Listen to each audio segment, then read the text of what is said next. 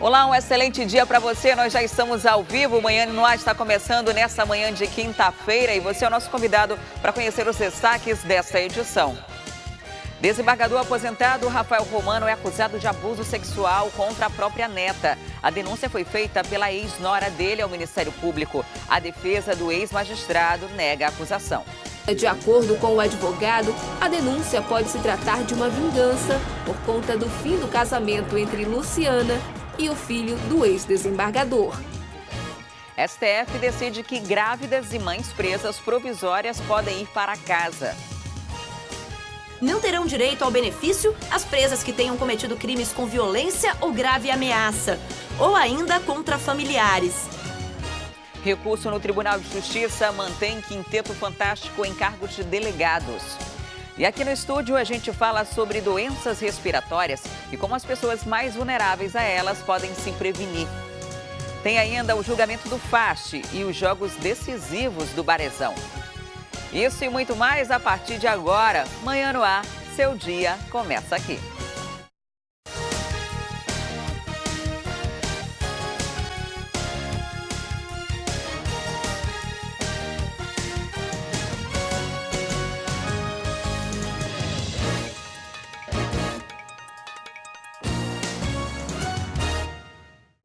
Olá, são 6h04, nós estamos ao vivo e você pode participar do Manhã no Ar com a gente, é muito simples. Manda para cá a sua sugestão de reportagem, denúncia, flagrante, é só enviar uma mensagem na nossa página no Facebook, interage com a gente por lá. Nós também estamos ao vivo no aplicativo A Crítica Play.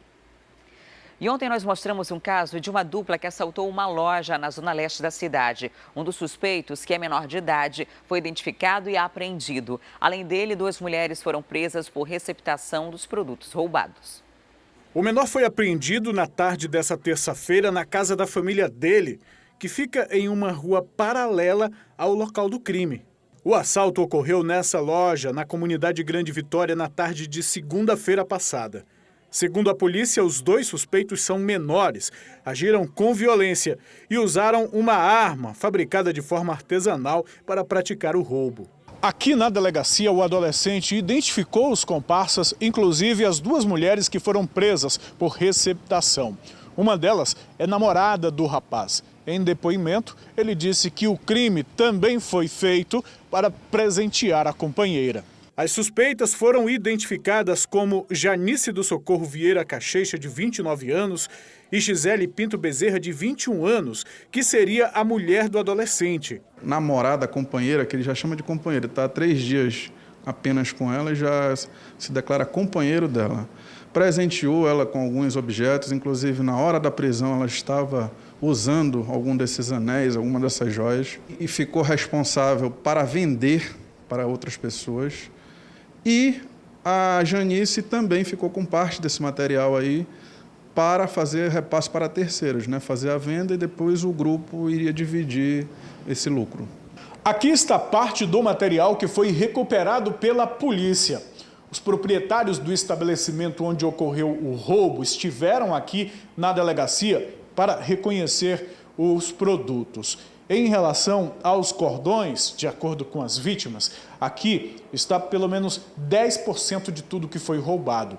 Nos relógios, por exemplo, foram roubados mais de 40. A polícia conseguiu recuperar 17 deles, mas de acordo com as vítimas, os relógios mais caros ainda não foram encontrados. Essas vítimas têm esperança de recuperar esse prejuízo. O menor será encaminhado para a Delegacia de Apuração de Atos Infracionais e deve responder pelo ato infracional análogo ao crime de roubo majorado. As mulheres, além do crime de receptação, devem responder também por associação criminosa. A polícia procura outros suspeitos que também tiveram participação no crime. Existe o segundo menor que participou do roubo. Ele tem 15 anos de idade, ele já vai ser repassado para a delegacia do menor infrator tomar as medidas cabíveis em relação a ele. Existe mais um receptador nesse grupo criminoso. O pai dele já nos procurou, já entregou alguns objetos. Vamos representar pela preventiva dele. Um terceiro que logo nós vamos apresentar para vocês se passou por cliente do estabelecimento, fez orçamento, viu a movimentação, né, do local. e passou para esses 2 menores praticarem um assalto. E na terça-feira, uma decisão da segunda turma do Superior Tribunal Federal decidiu que mulheres grávidas ou que tenham filhos com até 12 anos podem substituir a prisão preventiva por prisão domiciliar. Em todo o Brasil, mais de 4.500 detentas podem ser beneficiadas pela decisão do STF. Até essa terça-feira, a decisão ficava a cargo dos juízes de cada estado. Desde o dia 10 de fevereiro, muitas reportagens mostraram a história da Jéssica. Ela foi presa com 98 gramas de maconha no Rio de Janeiro. Sentiu as dores do parto, deu à luz e voltou para a carceragem com um bebê de apenas 2 dias no colo. Depois de ter o pedido de habeas corpus negado por 2 juízes, ela foi liberada por um terceiro magistrado, uma semana depois que concedeu a prisão domiciliar. Agora, com a decisão do STF, mulheres grávidas ou que têm filhos com até 12 anos de idade vão poder cumprir a pena em casa. Não terão direito ao benefício as presas que tenham cometido crimes com violência ou grave ameaça, ou ainda contra familiares, além de casos considerados excepcionais pela Justiça. Essa decisão abrange somente as mulheres presas preventivamente, as mulheres presas que ainda não tiveram o seu julgamento definitivo encerrado. Então, a prisão ela deve ser sempre, antes de uma sentença condenatória com trânsito ser julgado, deve ser sempre a última hipótese. Mas não é isso que a gente vê. Inclusive, consta no voto do ministro relator a banalização do Instituto da Prisão Preventiva. Aqui no Amazonas, a Defensoria Pública aguarda por 13 pedidos em andamento para que as detentas que hoje cumprem prisão preventiva passem a cumprir a domiciliar. É importante ressaltar que essa decisão abrange apenas as mulheres que estão respondendo por crimes praticados sem violência, sem grave ameaça e que não tenha sido contra os seus descendentes. Então, a decisão do ministro ela restringe, então, a abrangência desse habeas corpus apenas para as mulheres que não cometeram crimes violentos, que não cometeram crimes com grave ameaça ou não cometeram crimes contra os seus descendentes. Lembrando mais uma vez que elas estão respondendo ainda no processo, ainda podem ser julgadas inocentes, ela tem de ter essa presunção de inocência preservada, mas elas vão continuar a responder o processo, se julgadas ao final, se a denúncia for julgada procedente, elas vão ser presas se a sentença transitar em julgado. Ainda segundo a Defensoria, a decisão dos ministros do STF foi em favor das crianças, que têm direito ao convívio com a mãe. Toda essa decisão, o voto do ministro relator tem mais de 50 páginas, muito bem fundamentado, ressaltando sempre a importância de se preservar o direito da criança, priorizar o interesse da criança, que todos concordam que não é saudável uma criança de meses, de poucos anos de vida, passar um mínimo de tempo que for no cárcere.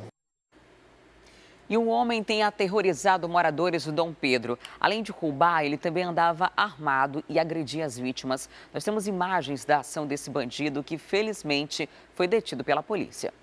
Imagina você estar andando numa calçada e, de repente, se deparar com um criminoso. Isso é o que está acontecendo quase todos os dias aqui no bairro Chapada. Principalmente para os moradores desse condomínio que fica localizado na rua Brigadeiro João Camarão. Os relatos dos moradores são surpreendentes, aterrorizantes. Segundo eles, são vítimas de um maníaco que vive armado e fica escondido atrás dessa mata fechada. No meu caso, eu saí umas 8h30 para ir fazer um exame de mamografia. Quando eu vou aqui no caminho, sozinha. Aí o rapaz da frutaria grita, Dona Aparecida, que eu olho, ele estava com uma faca atrás de mim, com uma faca do cabo branco grande. Eu só fui soltar a bolsa e corri. Ele ameaçou e do bananeiro falou que a outra vez que ele falasse, ele ia se ver com ele. E antes ele assaltava, agora ele está agredindo as mulheres, joga no chão, bate. A ação desse criminoso foi flagrada por várias vezes por esta câmera de monitoramento e vigilância que foi instalada há poucos dias aqui para justamente flagrar a ação desse maníaco. Inclusive, na manhã desta quarta-feira, uma diarista, uma senhora que trabalha como diarista em um apartamento desse condomínio, contou à nossa equipe de reportagem, muito traumatizada, que viu a morte de perto. Foi horrível, né? A gente fica com trauma. Eu não me importo nem com o que levaram, nem nada, mas eu tô trêmula até agora, fico traumatizada, né? De acordo com o síndico desse condomínio, essa é uma área particular. Inclusive o senhor já informou e já procurou os proprietários dessa área aqui para informar o que está acontecendo. Sim, sim. Já procurei, eles ficaram de vir aqui, mas não compareceram. Já passamos e-mails e tudo isso, mas até agora nada. Estamos na mesma situação. Essa área seria de quem? Tem a placa ali, CX-Lag. Eu fui lá com eles, na empresa, falei com a secretária, ela ficou de comunicar a administração para poder tomar essa providência, de vir aqui conversar conosco. Isso aconteceu quando? Faz tempo já, faz meses já. Inclusive a polícia passa muito aqui, está passando, mas como ele se esconde dentro do mato, não é possível fazer nada, né?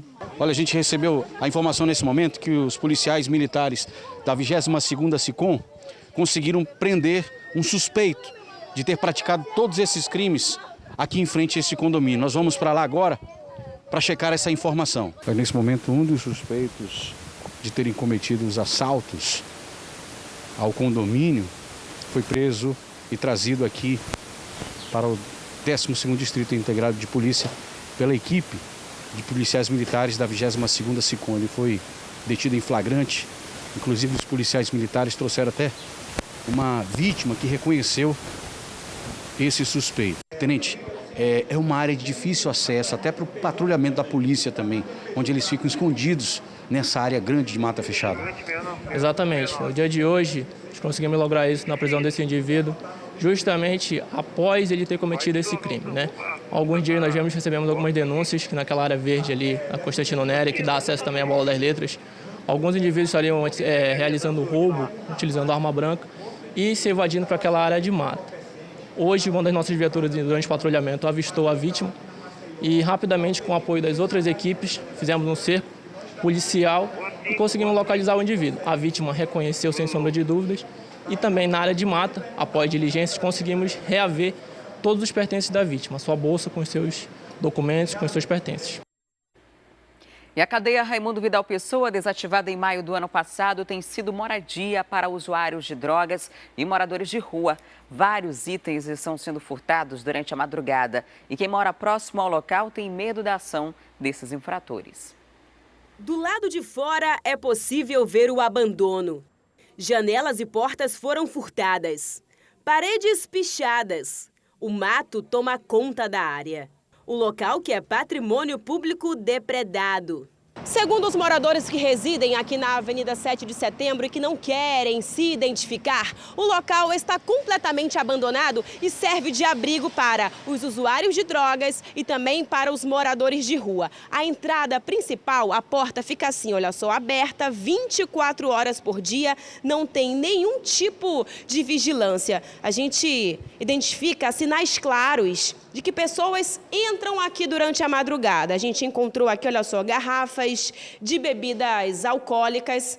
Aqui desse outro lado, nesse pavilhão, a gente também encontra peças de roupas e aqui sinais claros de furtos. Toda a fiação elétrica desta área aqui foi levada. O prédio histórico que abrigou centenas de detentos e ficou marcado por conflitos e rebeliões, hoje se parece com um cenário de terror. O forro dos pavilhões foi destruído. O local está cercado por infiltrações. No chão é possível encontrar embalagens de drogas. Quem passa na entrada do local se assusta. Medo, sim, né? Pode ter malandragem dentro aí, ladrão, assim, para roubar as pessoas. Você apressa, então, os passos quando passa aqui na frente? Com certeza. A cadeia pública foi desativada em maio do ano passado. Cerca de 160 presos foram transferidos para o CDPM. Em dezembro, representantes do governo estiveram aqui, olharam as instalações e prometeram uma reforma. O local deve ser transformado em um centro de cultura popular. Mas até agora, esse projeto não saiu do papel. Que isso daqui poderia ser alguma coisa que pudesse servir de entretenimento, uma quadra de esporte, qualquer coisa para entreter jovens. Depois de 111 anos em funcionamento, um dos maiores prédios do centro da cidade carece de cuidados. E a jovem de 21 anos que foi chantageada e estuprada pelo ex-namorado concedeu uma entrevista exclusiva para o nosso repórter Mário César Filho. Ela conta em detalhes pelo que passou e como teve coragem para denunciar. Ela estava vivendo uma prisão. Essa jovem tem 21 anos. É uma famosa blogueira de Manaus. Ela foi vítima de vários estupros. O acusado é o ex-namorado, Davi Lucas Ferreira da Silva, de 23 anos, que foi preso em flagrante na noite dessa terça-feira na zona centro-sul de Manaus. Davi ameaçava divulgar fotos íntimas da vítima em troca de sexo. Um dia depois da prisão dele, a blogueira aceita conversar com a nossa equipe e nos conta como conseguiu sair da clausura que estava vivendo. Então, a gente se conheceu na faculdade, né? Porque assim, ele parecia ser uma pessoa divertida, uma pessoa sensata, né? Até porque ele aparenta ter uma imagem de homem. Então, assim, durante acho que uns 3, 4 meses, assim, ele sempre foi muito gentil comigo. Mas depois que a gente começou a pegar intimidade, tudo, ele começou a ser arrogante comigo, ele era grosso. Chegou um ponto que você não aguentou mais essas brigas, você descobriu uma outra traição. Isso, foi num dia, assim, que era até importante para nós dois. Aí eu abordei o celular dele, eu acabei pegando o celular dele e vi com provas ali, porque antes era só falatório, né, de traição e tudo. Foi quando eu peguei. Aí a gente começou a discutir, ele me ofendeu com um palavrão que eu não gostei, que eu me senti muito ofendida. Foi quando eu dei um tapa nele. Aí ele me revidou com um soco na nuca. A partir desse momento, você então... Não quis mais ficar com ele, foi quando no outro dia seguinte eu chamei meu pai e a gente foi fazer o BO. Você então registrou um boletim de ocorrência contra ele, né, pela agressão. Isso. O tempo passou, 2 meses depois, vocês retornaram. Isso, a gente voltou por pressão dele, por falar que gostava de mim, e blá, que ele ia me fazer feliz ainda, que ele estava arrependido, eu voltei. Mas ele ficava me pressionando durante 1 mês. Aí foi quando eu não quis mais. Você ficou quanto tempo com ele sendo chantageada? Eu acho que depois de 2 meses, 3 meses, no máximo. 2 meses. Como é que foram esses momentos? Assim, ele pedia pra me ver e toda vez que ele queria me ver, ele queria fazer sexo. Se eu não fizesse sexo, ele ficava arrogante, ele começava a ficar agressivo comigo. Desse tempo que você voltou com ele, né, você estava obrigado, ele estava sempre te chantageando e nesse período ele te abusou diversas vezes. Isso. Como é que foi? Aí eu dizia não, quando eu dizia não, ele ficava alterado e falava, lembra das fotos que eu tenho tua, tá? Lembra disso, ele ficava muito alterado quando eu dizia não pra ele. E eu sempre era obrigada a fazer com ele, toda vez que a gente se encontrava, senão ele ficava agressivo. Você estava se sentindo escrava dele? Isso, era um objeto pra ele. Depois que isso aconteceu, você não sentiu vontade de contar para alguma pessoa, de pedir ajuda? Então, por eu ser uma pessoa que eu sempre tive apoio da minha família, meu pai sempre me apoiou muito, a minha mãe também, meu pai sempre se preocupou muito comigo. Só que passou um momento na minha vida de tanto tempo que eu passei com ele, de tanta pressão, de tanta coisa que estava acontecendo, eu não quis falar com ninguém. Eu fiquei envergonhada, me senti sozinha, então eu resolvi, dar o passo a querer pegar ele de certa forma sozinha. Você já estava juntando provas contra ele? Já. No sábado você teve, na verdade, você foi na casa dele para tentar pegar o computador dele? Como é que foi? Me explique como é que foi. Isso. Foi quando eu perguntei onde é que ele estava, aí ele falou que não estava em casa. Então logo eu já estava planejando tudo na minha cabeça de chegar na casa dele para pegar. Cheguei lá, resumidamente, estava procurando as coisas, só que ele falou que tinha pendrives também. Aí eu baixei o computador, foi quando ele apareceu lá. Nisso eu saí correndo, né? Eu fui pela rua, ele veio atrás de mim, me botou pra dentro lá, me jogou contra a grade que tava lá. O irmão dele apareceu, eu pedi ajuda do irmão dele, falei, o Davi tá querendo postar coisas minhas, ele tá me machucando. Aí ele olhou simplesmente pra mim e falou assim, o problema é de vocês, tu não era nem pra te estar aqui. Aí simplesmente eu fiquei sozinha, me jogou contra a parede, me botou pra dentro do quarto e falou assim, já que é assim, ou tu transa comigo agora aqui, ou eu vou postar as fotos contigo. Aí eu não tive escolha, que tava tudo lá em cima da mesa. Aí ele começou a tirar minha roupa, me forçou, me machucou. E você decidiu procurar a polícia na segunda-feira? Na segunda-feira. Eu cheguei em casa, me senti muito suja, porque eu tava morando sozinha, eu tava morando com meus pais. Me senti suja, tomei meu banho e fiquei em casa. Aí foi quando eu comecei a falar com uns amigos meus, né, perguntando algumas coisas que eu poderia fazer, mas indiretamente, sabe? Aí eu falei assim, eu vou descontar tudo essas dias que eu tô aqui. E na minha cabeça, tipo assim, agora eu vou agir com sangue frio. Na segunda-feira eu resolvi denunciar. A prisão dele representou o que pra você? Representou uma paz, de certa forma, um alívio, porque na hora ele olhou pra mim e falou, ele olhou com um olhar que pensou que eu nunca fosse fazer isso. Entendeu? Ele olhou assim, tipo, obrigada, e mostrou a gema dele. Aí eu olhei assim e falei, é o que tu merece. Como é que você define o Davi pra você hoje? Hoje? Sim. Ele é uma pessoa totalmente descontrolada. Ele é uma pessoa descontrolada, possessiva e doente. Você sabe que, muito provavelmente, outras garotas podem estar passando por o mesmo tipo de situação que você passou. Sim. E esteja assistindo essa entrevista agora. O que você diria para elas? Qual era o conselho? Se alguém estiver passando por isso, eu aconselho que vá à delegacia, porque hoje a justiça está aí para nos ajudar. Às vezes pode ser lenta, mas se tu se esforçar, ter provas o bastante, a justiça está ali para te ajudar. Como é que você espera que seja a sua vida daqui para frente? Eu espero e eu vejo que vai ser em paz agora, porque se Deus quiser ele não vai sair da prisão pelo que ele me fez, pelo que ele me causou. Mas eu espero que seja em paz com a minha família, com as minhas amizades, que ele não ameace mais ninguém, porque ele fazia isso, ele ameaçava pessoas que estavam ao meu redor. E eram só amigos. Davi vai responder por tentativa de estupro no flagrante e por estupro consumado. Ele deve passar um bom tempo na cadeia. Já a vítima tenta superar como pode a violência sofrida. E um homem foi morto na tarde de ontem no Alvorada, após ser perseguido e trocar tiros com os suspeitos. Quem tem mais detalhes sobre esse caso é o Danilo Alves, com quem eu converso agora ao vivo. Olá, Danilo, muito bom dia para você. As testemunhas contaram que os atiradores eram policiais. Essa informação foi confirmada? Bom dia, Adriane. Bom dia para todo mundo que está assistindo a gente. Não, essa confirmação não foi confirmada ainda nem pela polícia, nem pela delegacia especializada e muito menos pela delegacia responsável pelo caso na área do Alvorada. O que aconteceu foi o seguinte, foi que ontem, por volta de 1h30 da tarde, quando alunos de uma escola municipal chamada Firme na Fé, que fica ali na rua 7 do Alvorada, estavam entrando ali na rua, eles...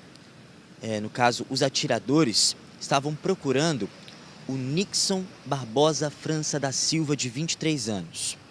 Ele, de acordo com a própria polícia, horas atrás roubou um carro. Esse carro, um modelo Celta de cor, acredito que prata, foi roubado 12h30 lá no conjunto, no caso a comunidade Campos Sales, no bairro Campos Sales, ali na parte do Tarumã. Ele foi roubado de um representante comercial, estava fazendo uma entrega. Eu cheguei a conversar com ele, ele falou que foi realmente o mesmo homem. Ele chegou armado, fez ali a abordagem a pé mesmo, pegou o carro do senhor e levou embora. Acredito que logo em seguida houve uma retaliação. Acredito ainda que pode ter sido de policiais ou não. Pode ter sido também da própria comunidade, nunca se sabe. O que aconteceu, os fatos, foram de que nessa rua 7, depois de que o Nixon chegou nessa rua, estacionou, ficou parado ali por alguns 10 minutos, os atiradores chegaram e já começaram a atirar no Nixon. Agora imagina só, Adriane, 200 pessoas, entre pais, alunos, professores, pessoas ali que estavam passando na rua, que não tinham nada a ver com a situação, presenciarem aquilo ali, ficarem apavoradas, né, e entrarem para a escola, porque era bala correndo por tudo quanto é lado. Então, os atiradores já chegaram efetuando esses disparos no Nixon. E o Nixon saiu do carro, abandonou o veículo, começou a correr. E no momento em que ele correu, ele perpassou por várias ruas aqui lá do Alvorada, no Alvorada 2, pela rua 8, 9 e chegou ali na rua 10 e dobrou para uma espécie de beco. E nesse beco ele subiu uma laje. Começou a destruir vários telhados que estavam ali com as telhas, só que ele acabou colocando ali o pé em uma outra via, um outro acesso que deu num quintal. E esse quintal fica realmente na rua 8, lá do Alvorada. Lá ele foi atingido com 5 tiros, por esses atiradores, no caso. Ele foi atingido na cabeça e também nas costas. Ele morreu na hora. Depois disso, o Instituto Médico Legal, Delegacia Especializada em Homicídios e Sequestros e também a própria delegacia da área, que foi até ao local onde o carro foi abandonado, periciou o carro, depois identificou a vítima que foi assaltada, enfim, fez um ótimo trabalho e a delegacia especializada agora vai investigar, né, Adriane, quem é que é o responsável por isso, se há realmente a presença ali dos policiais, se estavam ali tentando, né, acredito, prender o Nixon por conta desse assalto que ele realizou no carro ou até mesmo por outras pessoas que devem ser identificadas agora com a investigação da polícia. É isso que a gente espera. Ok, Danilo, muito obrigada pelas informações. E com a compra de 2.000 tornozeleiras eletrônicas, o Estado vai passar a gastar mais de R$700 mil por mês com o funcionamento dos equipamentos. Na semana passada, a Justiça pediu a desativação do regime semiaberto do Compage. Na tarde de ontem, representantes das secretarias de Administração Penitenciária e Segurança Pública deram detalhes de como vai funcionar o sistema de monitoramento dos detentos.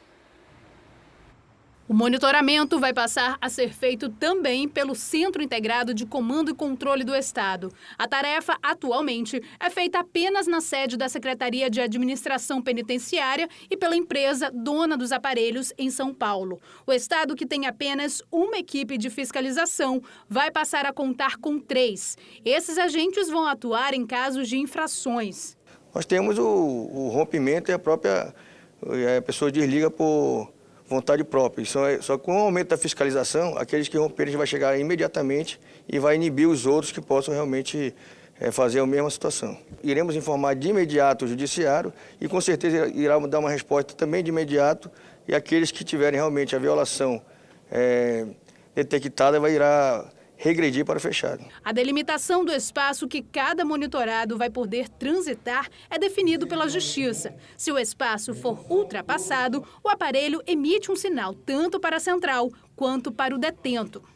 A tornozeleira ela começa a vibrar e ela emite um sinalzinho de luz. Funciona igual um celular que vocês têm no bolso de vocês aí. Todo dia ele tem que carregar e ele não carregando, como eu falei, ele já está descumprindo o modo judicial. A ideia é também usar o sistema para elucidar crimes. Quando um detento estiver próximo ao local que ocorreu o crime, a polícia vai ter acesso aos dados do monitoramento também. Hoje, as mais de 900 tornozeleiras ativas no estado custam mais de R$400 mil aos cofres públicos por mês. Com a aquisição de mais 2.000 aparelhos, o custo deve passar para mais de R$700 mil mensais.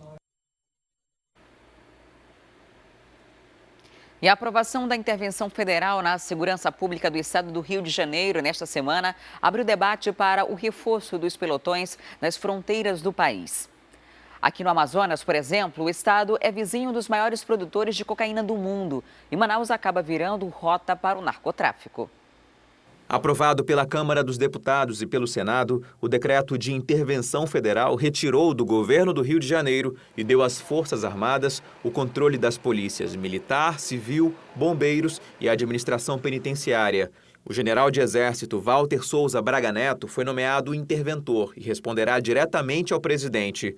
Desde a assinatura da Constituição Federal de 1988, é a primeira vez que uma medida desse porte é tomada no país. Decisão cujos efeitos extrapolam os limites do Rio de Janeiro. A crise da segurança no Rio de Janeiro tem ligação direta com o tráfico de drogas na Amazônia.